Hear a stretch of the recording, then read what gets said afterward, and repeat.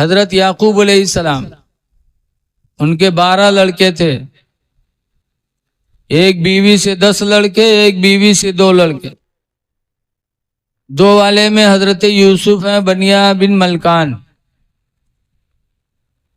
حضرت یوسف بہت خوبصورت تھے، اتنے خوبصورت تھے، اتنے خوبصورت تھے۔ حضرت یوسف علیہ السلام کی روایتوں میں لکھا ہے کہ دنیا میں مردوں میں سب سے زیادہ خوبصورت اللہ نے اگر کسی کو بنایا ہے تو یوسف علیہ السلام، اور پوری دنیا میں عورتوں میں سب سے زیادہ خوبصورت اگر اللہ نے بنایا ہے تو حضرت ابراہیم کی بیوی حضرت سارہ بہت خوبصورت، دنیا میں بے مثال۔ حضرت یوسف علیہ السلام کو یعقوب علیہ السلام چاہا کرتے تھے، چونکہ اللہ تعالیٰ ان کو نبوت کے درجے پر فائز کرنے والا تھا، تو ان کے بھائیوں کو تکلیف ہوئی۔ بھائیوں جیسا کوئی دشمن نہیں اور بھائیوں جیسا کوئی دوست نہیں۔ بھائی لوگ جلنے لگے کہ یہی ہوا تو یوسف کو ساری جائیداد میرے ابا دے دیں گے، تو یوسف علیہ السلام کے دشمن ہو گئے اور یوسف علیہ السلام کو جنگل میں لے کے گئے اور مار کر کنویں میں ڈال دیا، اور ایک بکری ذبح کر کے اس کے خون میں یوسف علیہ السلام کا کرتا آلودہ کیا، اور چلاتے ہوئے گھر گئے اور کہا ابا یوسف کو تو بھیڑیے نے کھا لیا۔ لیکن یعقوب علیہ السلام بھی اللہ کے نبی تھے، انہوں نے یوسف علیہ السلام کا کرتا پھیلایا، کہیں کرتے میں بھیڑیے کے دانت بھی نہیں لگے تھے۔ تو یعقوب علیہ السلام نے کہا تھا جنگل کا بھیڑیا کتنا ہوشیار نکلا کہ میرے یوسف کو کھا لیا اور دانت تک اس کے نہیں لگے۔ یعقوب علیہ السلام جان گئے میرے بچوں کا یہ فتنہ ہے، لیکن اللہ پہ صابر و شاکر تھے۔ لکھا ہے کہ حضرت یوسف علیہ السلام کنویں میں تھے، تو کنویں میں جانے کے بعد بھی انہوں نے خدا کا شکر ادا کیا، کہا یا اللہ تیرا شکر ہے جس حالت میں تو راضی اس پر تیرا بندہ یوسف بھی راضی ہے۔ اللہ جسے بچانا چاہتا کوئی مار نہیں سکتا۔ ایک قافلہ آیا اور پانی کی نیز سے کنویں میں بالٹی ڈالی تو یوسف علیہ السلام نے بالٹی پکڑی، انہوں نے کھینچا تو یوسف علیہ السلام باہر آئے۔ قافلہ والوں نے دیکھا، کہا ارے اتنا خوبصورت لڑکا تو ہم نے دنیا میں کبھی دیکھا ہی نہیں۔ لے کے گئے مصر کی بازار میں تو دیکھنے والوں کی لائن لگ گئی۔ تو قافلہ والوں نے سوچا لاؤ کہ ٹکٹ لگا دیا جائے، ٹکٹ لگا دیا، تب بھی دیکھنے والوں کی لائن بڑھتی جا رہی۔ قافلہ والوں نے سوچا اگر اس بچے کو بیچا جائے تو بڑی قیمت ملے گی، تو اعلان کر دیا کہ یوسف کو بیچا جا رہا ہے، جو لینا چاہے لے لے۔ قیمت یوسف علیہ السلام کو ایک پلڑے میں رکھا جائے گا، دوسرے پلڑے میں انہی کے برابر سونا، پھر انہی کے برابر چاندی، انہی کے برابر مشک، یہ چیزیں لی جائیں گی، جو دینا چاہے دے دے، یوسف کو خرید لے۔ تو چلے خریدار، ایک بڑھیا بھی چلی، بڑی غریب تھی، اکثر فاقہ کرتی تھی، سود کاٹ کاٹ کے زندگی گزارا کرتے تھے، وہ بڑھیا بھی چلی۔ لوگوں نے راستے میں پوچھا کہاں جا رہی ہوں؟ کہا تمہیں پتہ نہیں ہے کہ مصر کی بازار میں یوسف بک رہے ہیں؟ کہا اتنی قیمت دے پاؤ گی؟ کہا نہیں دے پاؤں گی، میں غریب ہوں، میں جانتی ہوں نہیں خرید پاؤں گی، لیکن میں جا رہی ہوں یوسف کی طلب میں، تاکہ کل قیامت کے دن جب اللہ پوچھے گا کہ میرا یوسف دنیا میں بک رہا تھا تو اس کو خریدنے والے کون کون تھے، تو میرا نام ان کے لسٹ میں آ جائے گا۔ بہرحال خریدا کس نے؟ مصر کے بادشاہ نے خریدا، اتنی قیمت کون دے سکتا تھا؟ اور جب خرید کر لے کے گئے تو بادشاہ مصر کی بیوی تھی زلیخا۔ زلیخا نے شادی سے پہلے خواب دیکھا تھا کہ میری شادی فلاں سے ہوگی۔ یوسف علیہ السلام کا چہرہ دکھایا گیا تھا، لیکن جب زلیخا کی شادی مصر کے بادشاہ سے ہوئی اور بادشاہ کے محل میں پہنچی، اس کا چہرہ دیکھا تو زلیخا کہتی نہ، اپنے دل میں کہتی ہیں یہ وہ چہرہ تو ہے ہی نہیں جس سے میری شادی کی طرف اشارہ کیا گیا تھا۔ بہرحال اس چہرے کی تلاش میں تھی۔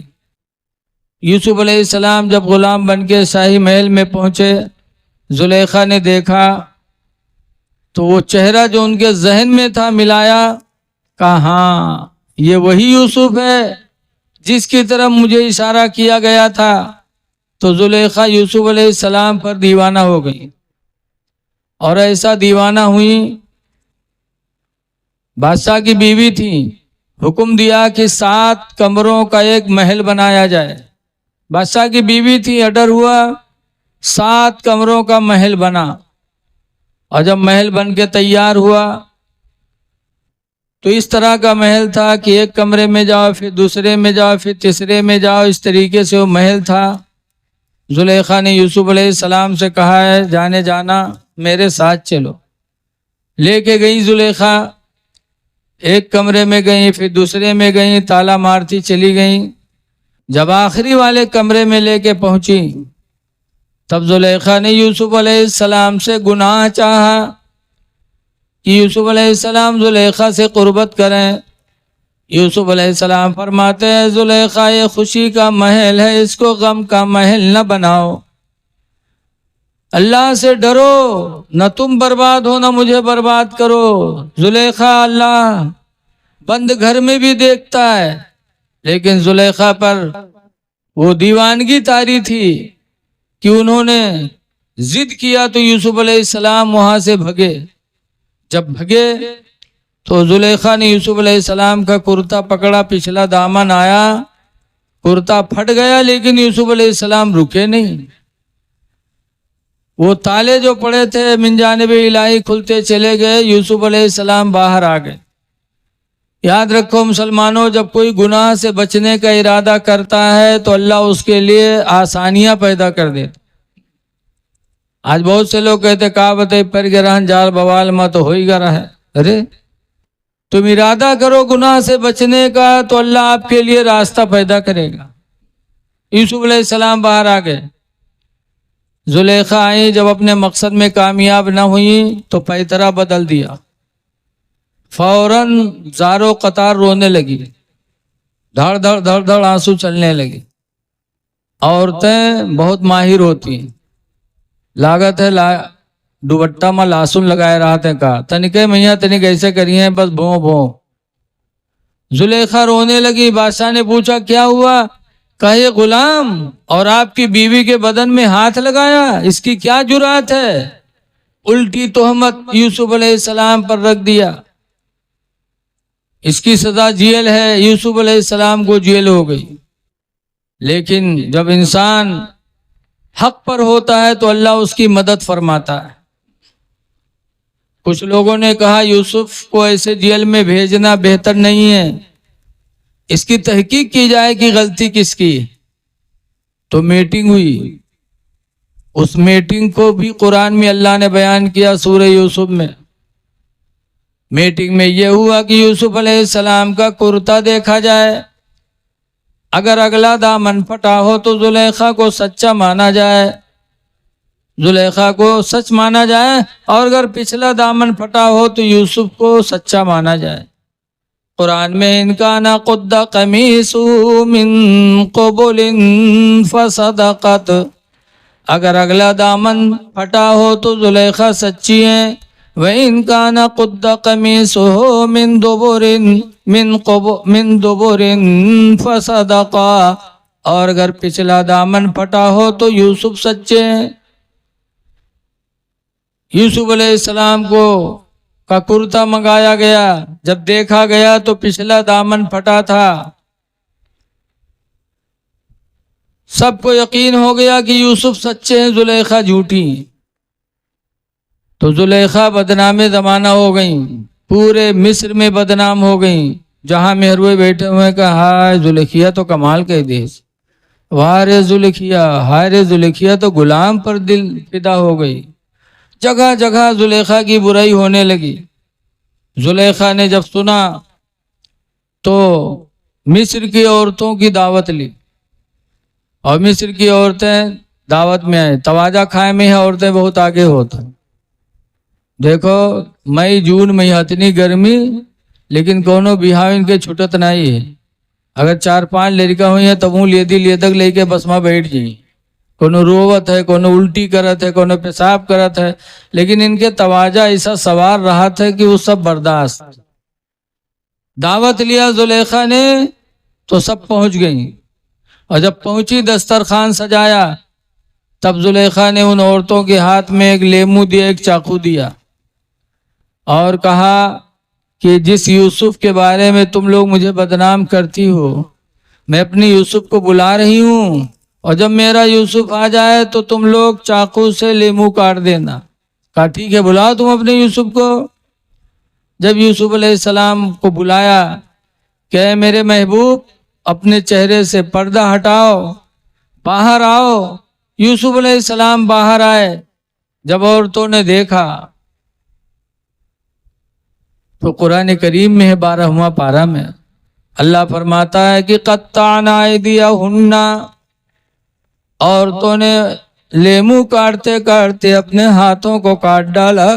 وَقُلْنَا حَاشَا لِلَّهِ مَا هَذَا بَشَرًا، عورتوں نے کہا اللہ کی قسم یہ کوئی انسان نہیں ہے، یہ کوئی انسان نہیں ہے، ان هو الا ملک کریم، یہ نہیں ہے مگر کوئی آسمانی فرشتہ ہے جو ہمارے بیچ میں اتر آیا۔ ایسے حسین و جمیل تھے یوسف، لیکن زلیخا بدنام زمانہ ہو گئیں۔ یوسف علیہ السلام کی سچائی کی بنیاد پر لوگوں نے ان کو مصر کا بادشاہ چن لیا کہ ایسا سچا آدمی بادشاہ ہونا چاہیے۔ یوسف علیہ السلام بادشاہ ہو گئے۔ جب بادشاہ بن گئے تو زلیخا نے جنگل پکڑ لیا، بستی میں رہنا گوارا نہ کیا، لوگ تانا دے رہے تھے زلیخا کو، تو زلیخا نے مصر کا جنگل اپنا لیا، جنگل میں اپنی زندگی گزارنے لگی۔ یوسف علیہ السلام کی یاد میں رونے لگی، روتے روتے زلیخا جنگل میں نابینا ہو گئی، آنکھوں کی روشنی چلی گئی، جسم گھٹ گیا، بڑھاپا سوار ہو گیا۔ حضرت یوسف علیہ السلام مصر کے بادشاہ بنے تو ایک دن گھوڑے پر بیٹھ کر جنگل کا سیر کرنے کے لیے نکلے۔ جب جنگل میں پہنچے یوسف علیہ السلام اور زلیخا کے قریب سے گزرے تو یوسف علیہ السلام کے بدن کی خوشبو زلیخا کو ملی۔ ہر نبی مہکا کرتے تھے، اللہ تعالیٰ نے نبیوں کے بدن میں خوشبو پیدا کی تھی کہ جدھر گزر جاتے گلیاں مہک جاتی۔ زلیخا نے یوسف علیہ السلام کی خوشبو پائی تو سمجھ گئی کہ شاید یوسف کا گزر جنگل میں ہوا ہے۔ تب زلیخا نے کہا تھا سبحان من جعل العبید ملوکا، پاک ہے وہ پروردگار جس نے مجھ جیسی ملکہ کو نوکرانی بنا دیا۔ وَسُبْحَانَ مَنْ جَعَلَ الْعَبِيدَ مُلُوكًا، اور پاک ہے وہ ذات جس نے یوسف جیسے غلام کو بادشاہ بنا دیا۔ پاک ہے وہ رب۔ جب یوسف علیہ السلام نے زلیخا کی آواز سنی تو قریب گئے، دیکھا صرف ہڈیاں ہیں، آنکھوں کی بینائی بھی نہیں ہے۔ یوسف علیہ السلام نے دیکھا، فرمایا زلیخا کیا حال ہے؟ زلیخا کہتی ہیں یوسف تمہاری یاد میں نے جوانی گنوا دی، آنکھوں کی روشنی بھی تمہاری یاد میں چلی گئی یوسف۔ یوسف علیہ السلام بڑے رحم دل تھے، ہر نبی کو اللہ رحم دل بنایا تھا۔ یوسف علیہ السلام نے فرمایا زلیخا میرے لائق کوئی کام ہو تو بتاؤ۔ تب زلیخا نے کہا تھا اللہ کے نبی یوسف تم دعا کر دو کہ اللہ تعالی ہماری آنکھوں کی روشنی واپس کر دے کہ دل بھر کے میں تم کو دیکھ لوں۔ یوسف علیہ السلام نے دعا کیا تو زلیخا کی آنکھوں کی روشنی اللہ نے واپس کر دی، آنکھوں میں روشنی آ گئی۔ فرماتے اور کوئی مدد؟ زلیخا کہتی دوسری التجا یہ ہے کہ دعا کر دو کہ اللہ تعالیٰ میری جوانی واپس کر دے۔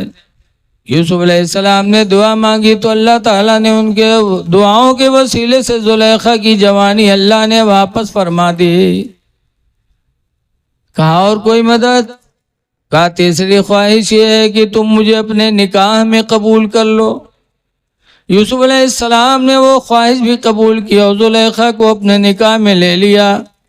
پھر ان سے ایک لڑکی پیدا ہوئی جن کا نام بی بی رحمت پڑا، اور بی بی رحمت کا نکاح ایک اللہ کے نبی حضرت ایوب علیہ السلام سے ہوا۔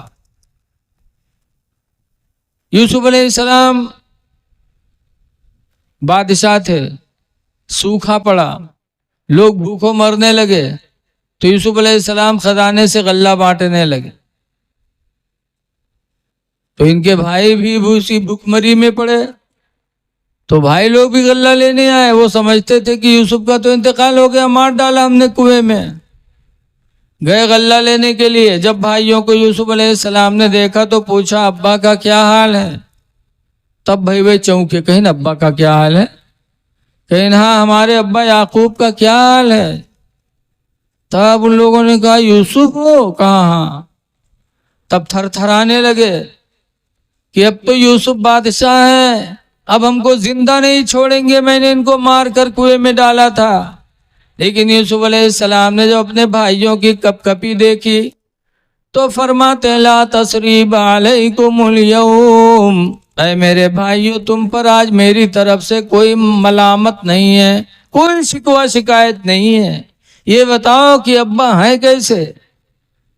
تو 12واں پارہ میں بھائیوں نے کہا تھا وَابْيَضَّتْ عَيْنَاهُ مِنَ الْحُزُنِ، کہ ان کی دونوں آنکھیں تو آپ کے غم میں روتے روتے سفید ہو گئی ہیں، وہ تو نابینا ہو گئے۔ یوسف علیہ السلام کو ترس آیا۔ 12واں پارہ میں قرآن حکیم میں کہ اللہ تعالیٰ کے پیغمبر یوسف علیہ السلام نے اپنا کرتا اتارا، اور کرتا اتار کر فرمایا اذهبوا بقمیصی ھذا، اے میرے بھائیو یہ کرتا میرا لے جاؤ، القوہ علی عینیہ، لے جا کر ان کے آنکھوں پہ ڈال دو۔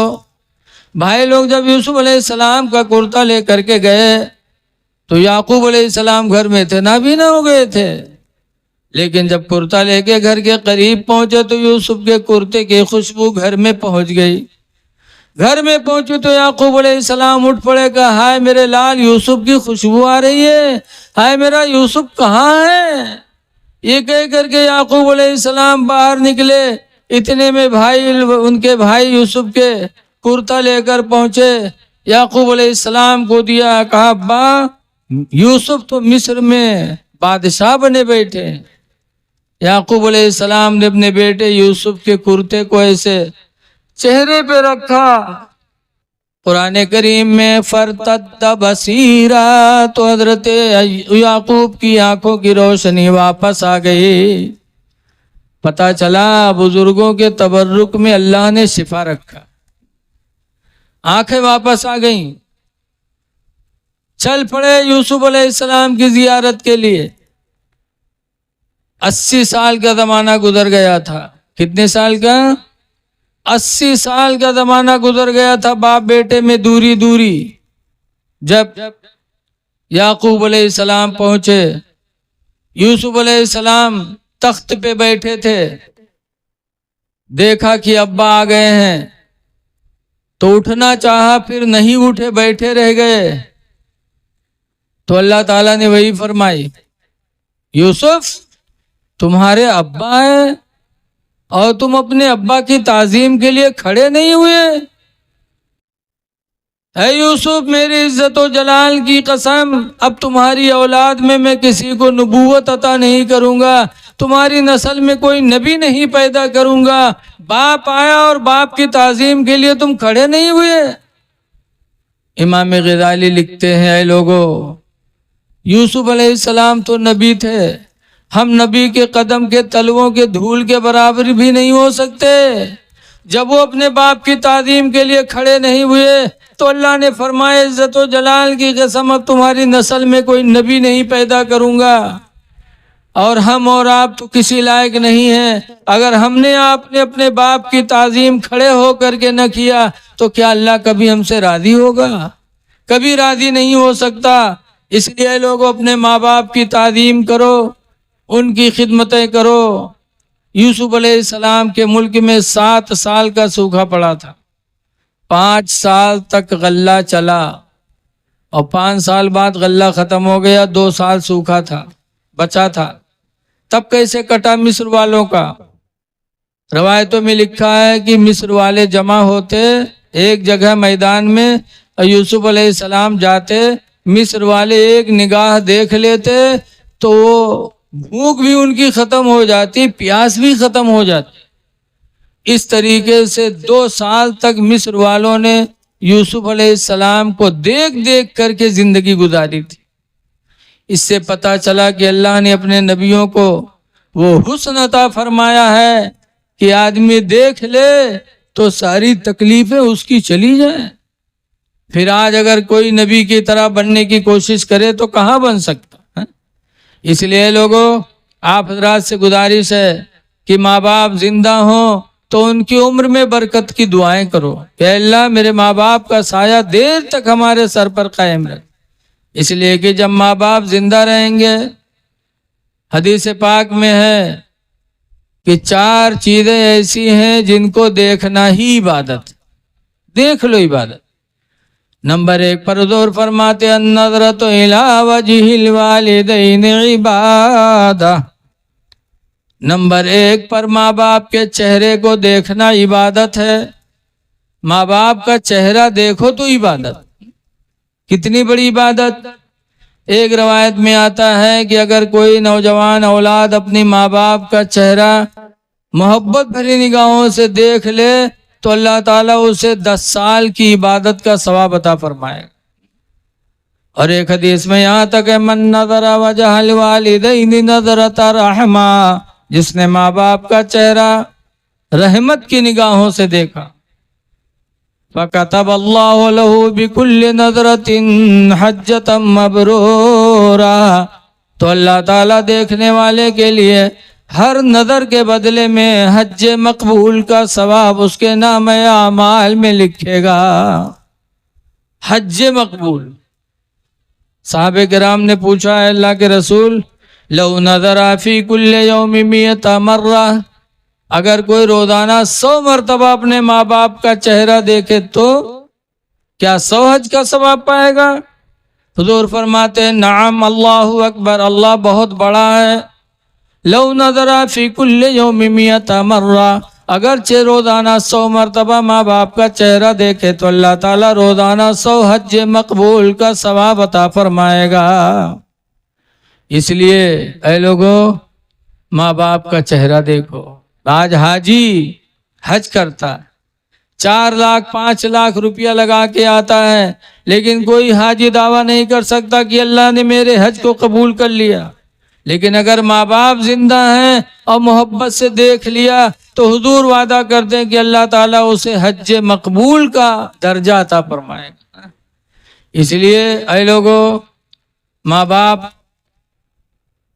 سے دل لگاؤ، ماں باپ کو خوشی پہنچاؤ. اور ابھی میں نے کہا کہ ماں باپ کی وجہ سے بیوی کو طلاق دے دو، لیکن کچھ ماں باپ بھی ظالم ہو جاتے. اپنی بٹیا غلطی کرے تو کچھ نہیں، پتوہیہ سے غلطی ہو جائے تو دنیا جان جائے.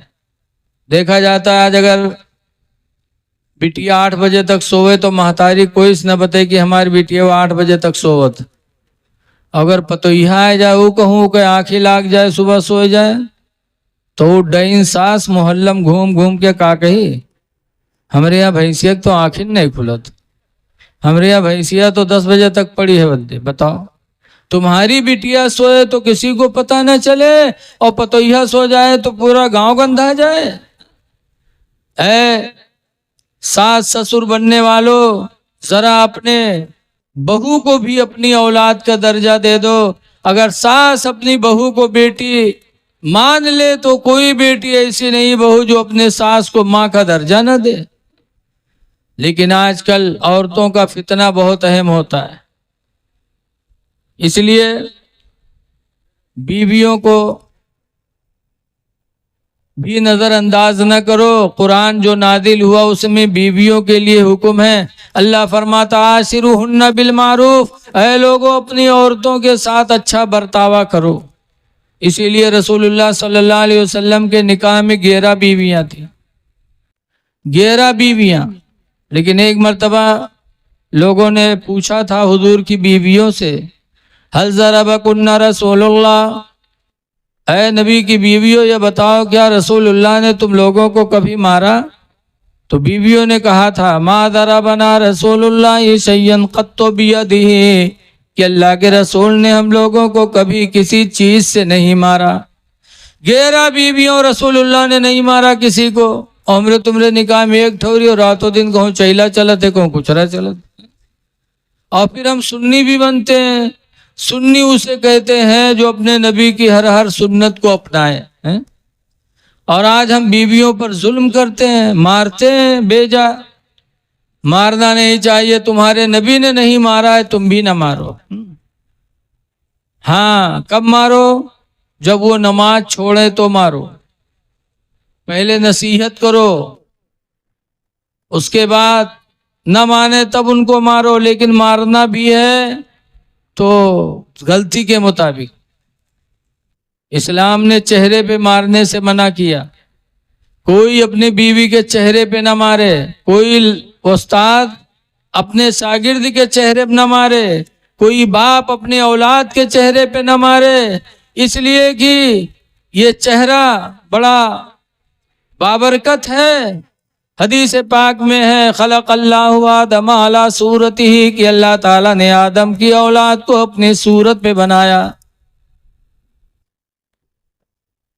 انسان کا درجہ بہت بلند ہے. اللہ نے قرآن میں ایک جگہ فرمایا لقد خلقنا الانسان فی احسن تقویم، کہ ہم نے انسان کو سب سے اچھی صورت میں بنایا. اس لیے لوگوں مار پیٹ نہ کرو، مارو پیٹو نہ. میاں بیوی کا رشتہ بڑا نازک ہے. اللہ فرماتا ہن لباس لکم، کہ بیویاں تمہاری لباس ہیں. وانتم لباس لہن، اور اے مردو تم اپنی عورتوں کے لباس ہو. لباس کا کام ہے عزت کا چھپانا. لہذا بیوی سے کمی ہو جائے تو شوہر اس کو چھپائے، شوہر سے کوئی کمی ہو جائے تو بیوی اس کو چھپائے، کیونکہ میاں بیوی کو اللہ نے ایک دوسرے کا لباس بتایا ہے. اس لیے بیویوں کے ساتھ بھی اس نے سلوک کرو. لیکن کچھ لوگ مارنے ہی میں بہادری سمجھتے ہیں. اگر وہ نہ مارے تو کہ محتریہ محلم کا کہے کہ ہمارا لڑکوا تو مہریائے گوا، اللہ جانے کون گھونٹی پیائے دی سے اکے تو نگاہیں نہیں اٹھتے، ہاتھ نہیں اٹھتے. ارے مارنا اسلام میں بہتر نہیں ہے، لیکن کچھ لوگ عادی ہوتے ہیں. ایک آدمی رہا ہے وہ اپنی بیوی بہت مارے، لیکن اس کے باپ نے جب لڑکی کو بھیجا تھا تو باپ نے کہا تھا بیٹی شوہر کے گھر جا رہی ہو، خوشی کے دن آئیں گے تمہاری زندگی میں تو خدا کا شکر ادا کرنا، مصیبت کے دن آئیں گے تو بیٹی صبر کرنا. شوہر کے گھر سے مرنے کے بعد ہی تمہارے قدم باہر نکلنے ہیں. زندگی میں شوہر کے گھر سے تمہیں باہر نہیں آنا ہے بیٹی. مصیبت کے دن ہو تو صبر کرنا، خوشی کے دن اللہ دے گا تو خدا کا شکر ادا کرنا. ماں باپ نے یہ وصیت دے کے بھیجا تھا. اس لیے شوہر ظالم مل گیا مارتا تھا تو بیوی خاموش رہتی تھی، صبر کرتی رہتی تھی. صبر کرتے کرتے شوہر کے مزاج سے وہ واقف ہو گئی. تو جیسے شوہر کا مزاج ویسے وہ کام کاج کرنے لگی. تو دھیرے دھیرے مار پیٹ بند ہو گئی. ہفتہ 2 ہفتہ گزر گا، مار پیٹ نہیں بھی تو چٹپٹا ہے، کہا اللہ کا ماری طرح کس کے ماری، اب تو یہ غلطی ہے نہیں ملت. تو ایک دن سوچا کہ ایک جگاڑ بچا ہے مارے کے.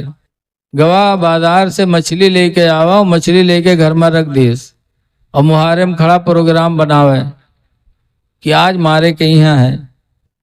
سب مچھلی بنائے ڈالی تو ہی کہہ کے مربے کہ یار سب کا ہے بنا ڈالے، آدھا رکھ دی تھی کل کا کہ میرے، اگر آدھا بنائی آدھا رکھ دی تو ہی کہہ کے مربے کہ آدھا رکھ کا ہے دیا، اس سڑیے کہ نہ سڑی رے.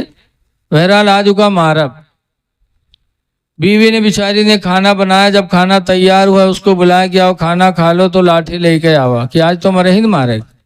جب بیٹھا بیوی نے کھانا رکھا تو یہ کہا تھے سب مچھلیاں بنائے ہیں، تو سر ہلائی سے اسے، جیسے سر ہلائی سے اسے اٹھائی اس لاٹھی، کہیں سارے سب کہے بنائے ڈالے رے، آدھا رکھ دی تھی کل کا کھائی بے رے، کہے ارے بھول گئی تھی آدھی مچھلی کل کے لیے بھی میں نے رکھ دیا۔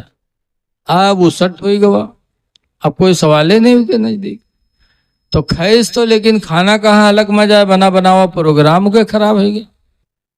تھوڑا بہت خیس ہٹائے دے۔ گرمی کا زمانہ تھا، بیوی نے آنگن میں چارپائی ڈالا، بستر لگایا، جب یہ لیٹا تو بیوی گئی، سوچا کہ میرا شوہر ہے، میرے لیے دن میں روزی کمایا، تھکا ماندہ ہے، تو بیوی گئی پیر دبانے لگی، لیکن وہ ظالم وہی چکر میں پڑا کہ کیسے ہی کا ماری۔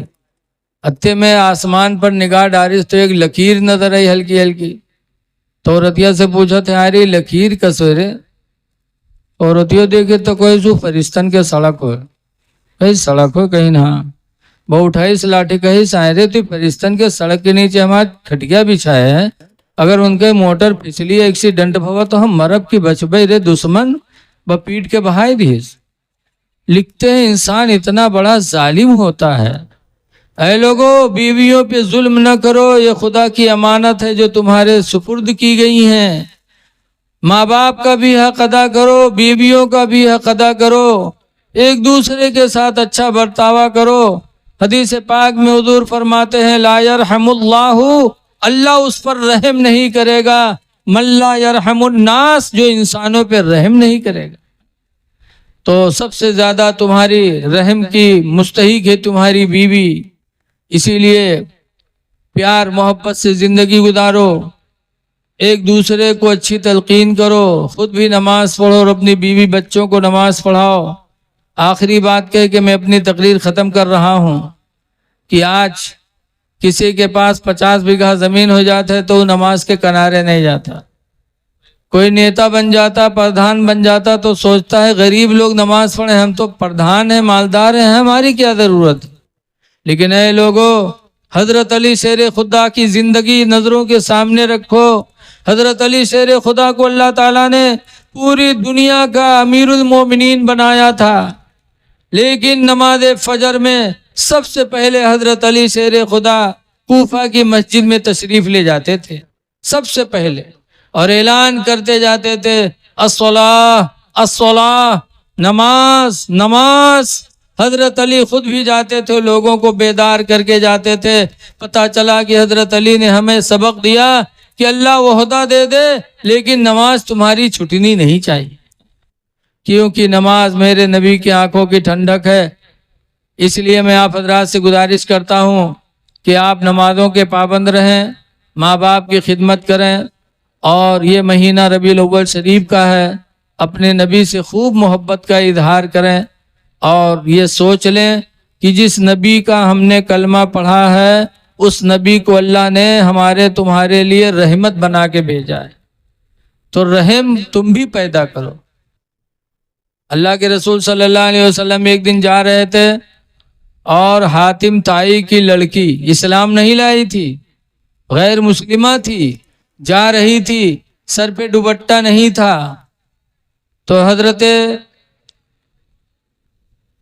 اللہ کے رسول صلی اللہ علیہ وسلم نے دیکھا تو دوڑے اور اپنی چادر رحمت اتار کر حاتم طائی کی لڑکی کو اوڑھا دیا۔ تو حاتم طائی کی لڑکی کہنے لگی کہ میں نے اسلام قبول نہیں کیا، آپ سے دشمنی بھی میں کرتی ہوں، اس کے باوجود تمہارے رحم و کرم کا یہ عالم کہ میرے سر پہ دوپٹہ نہیں دیکھا تو تم نے چادر رحمت عطا کر دی۔ خدا کی قسم آپ کا اخلاق بتا رہا ہے کہ نہ آپ کی نبوت جھوٹی ہو سکتی، نہ رسالت جھوٹی ہو سکتی۔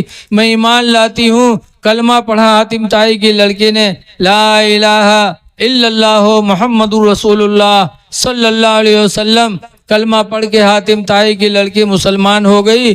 یہ میرے نبی کی رحمت ہے، میرے نبی سب کے لیے رحمت بن کے آئے، مسلمانوں کے لیے بھی، ہندوؤں کے لیے بھی، سب کے لیے رحمت بن کر کے آئے ہیں۔ اس لیے اگر آپ کے پڑوس میں کوئی بھوکا ہو تو کھانا کھلا دو، ہندو مسلم نہ دیکھو، مسلمان ہو تب بھی اس کی مدد کرو، ہندو ہو تب بھی اس کی مدد کرو، تم اللہ کی مخلوق کی مدد کرو گے اللہ تعالیٰ تم پر مہربان ہو جائے گا۔ حضور فرماتے ارحموا من فی الارض، اے لوگو زمین والوں پہ رحم کرو، یرحمکم من فی السماء، تو آسمان والا تم پر رحم کرے گا۔ تو رحم کرو۔ ایک اس سے سبق لو کہ نبی کریم نے حاتم طائی کی لڑکی کے ننگے سر کو دیکھا تو چادر رحمت دے دی، پتہ چلا میرے نبی کو لڑکیوں کا عورتوں کا ننگے سر رہنا میرے نبی کو گوارا نہیں۔ اس لیے تم اپنی بچیوں کو ننگے سر نہ رکھو، اپنی بچیوں کو اچھی تربیت دو، پردے میں رکھو۔ آج کل حالات بڑے نازک ہیں، خاص طور سے اپنی بچیوں کو موبائل بھی نہ دو، اور بالغ ہو جائیں تو ان کو باہر مت بھیجو، اسکولوں میں بھی مت بھیجو، اس لیے کہ ان کے لیے تعلیم بس اتنی ہی ہے۔ اسی لیے حضرت عمر رضی اللہ تعالیٰ عنہ منع کرتے تھے کہ لڑکیوں کو پڑھنا تو سکھاؤ لیکن لکھنا نہ سکھاؤ، کیونکہ لکھنا سکھاؤ گے تو تحریر کی بنیاد پر یہ غلطیاں کر سکتی ہیں۔ اب آج تو موبائل کا زمانہ آ گیا، اگر آپ اپنی ماں بہن بیٹیوں کی عزت کی حفاظت چاہتے ہیں تو بالغ ہونے کے بعد ان کو اسکولوں میں نہ بھیجو، ان کے ہاتھوں میں موبائل نہ دو، ان کو ننگے سر نہ رکھو، کیونکہ یہ تمہارے لیے تمہاری عزت ہے۔ اللہ تعالی ہم کو آپ کو اپنی اولادوں کی صحیح حفاظت کرنے کی توفیق عطا فرمائے۔ مولانا جان محمد صاحب ماشاءاللہ سنا مدرسہ چلا رہے ہیں۔ آپ حضرات اپنے بچوں کو مدرسے بھیجو اور مدرسے کا خیال رکھو، اس لیے کہ مدارس یہ اسلام کی بنیاد ہے۔ نماز، روزہ، حج و زکوٰۃ جبھی ادا ہوگی جب ہمارے اندر دین کی تعلیم ہوگی، اور مدارس ہوں گے تبھی دین کی تعلیم ہوگی۔ اس لیے مدرسوں کی طرف خاص توجہ دو۔ جو کچھ کہا گیا اللہ تعالیٰ اسے قبول فرمائے۔ چونکہ ابھی بہت سے لوگ باقی ہیں، اس لیے ان کا آپ بھی کچھ پیغام سنیں اور لے کے جائیں۔ بس آپ حضرات سے ہی گزارش ہے کہ نمازوں کو نہ چھوڑیے، صاف ستھرا رہیے۔ اگر آپ ناپاک رہیں گے تو اللہ تعالیٰ کبھی آپ سے محبت نہیں کرے گا۔ قرآن کریم میں وَيُحِبُّ الْمُتَطَهِّرِينَ، اللہ تعالیٰ پاک رہنے والوں سے محبت کرتا ہے۔ انسان کی فطرت میں بھی پاکی ہے۔ دیکھا جاتا ہے اگر کسی کے گھر مہمان آتے ہیں، لڑکے صاف ستھرا نکلتے ہیں تو مہمان اس کو اٹھا لیتا، پیار کرتا ہے، اور اگر لڑکا ہی میں نکلے کہ بلو بل آنکھیں بہا نکنے بہات ہے تب کوئی اس کو اٹھائے گا؟ آج کل ہماری بہت سی ماں بہنیں جو ہیں مدرسہ میں کہیں مولانا صاحب تنی تبیج بنائے دو، پوچھو کہا بات، تو کہا تھا ہمرے گڈوا کبا تو ہمرے لنگ نگاہیں نہیں اٹھاوا تھا۔ ارے جب مہینہ نہائی ہو نا تو آدمی کے نگاہ اٹھے گی۔ ہماری ماں بہنیں کب بن سنور کے نکلیں گی؟ جب کہیں شادی ہوگی، کہیں میلے میں جانا ہوگا، اور گھر میں بن سنور کے نہیں رہتی۔ اللہ قرآن میں فرماتا لا یبدین زینتہن، کہ کوئی عورت اپنی زینت اپنا بناؤ سنوار ظاہر نہ کرے، الا لبعولتہن، مگر اپنے شوہر کے سامنے۔ بن سنور کے شوہر کے سامنے رہو تاکہ شوہر تم سے محبت کرے، تم شوہر سے محبت کرو، تو انشاءاللہ کبھی نا اتفاقی نہیں ہوگی۔ لیکن گھر میں رہی ہیں تو کوئی مطلب نہیں، چڑیلن بنی رہی ہیں، اور جب کہوں جائیں شادی بیاہ میں تب ہوا بن سنور کے جائیں، اور ہوا کوئی سے مسکیائی بتیانی کو مردوا دیکھ لیس وہ ہوئے سے لتیاوے شروع کر دیتا کہ کسے بولت رہ رہے، مسکیانے کس سے رہ رہے تو اے میری ماں بہنوں، اگر طلاق سے بچنا چاہتی ہو، شوہروں کی نفرت سے بچنا چاہتی ہو، تو تم بناؤ سنوار کرو، اپنے گھر میں رہو، تاکہ تمہارا شوہر بھی دیکھ کر کے تم سے خوش ہو کہ اللہ تعالیٰ نے ہمیں خوبصورت عورت عطا فرمایا ہے۔ اللہ ہم کو آپ کو عمل کی توفیق عطا فرمائے۔ السلام علیکم ورحمۃ اللہ وبرکاتہ۔